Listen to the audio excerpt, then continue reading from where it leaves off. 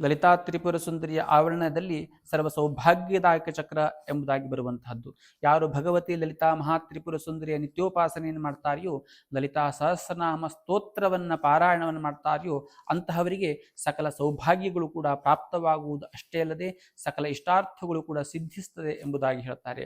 ಕಾರಣ ಶ್ರೀವಿದ್ಯಾ ಪ್ರತಿಷ್ಠಾನವು ಸಕಲರಿಗೂ ಸಕಲ ಸೌಭಾಗ್ಯಗಳು ಕೂಡ ಪ್ರಾಪ್ತವಾಗಿ ಲೋಕ ಕಲ್ಯಾಣವಾಗಲಿ ಎಂಬಂತಹ ಉದ್ದೇಶದಿಂದ ಕೋಟಿ ಲಲಿತಾ ಸಹಸ್ರನಾಮ ಮಹಾಯಾಗವನ್ನು ಹಮ್ಮಿಕೊಂಡಿರ್ತಕ್ಕಂಥದ್ದು.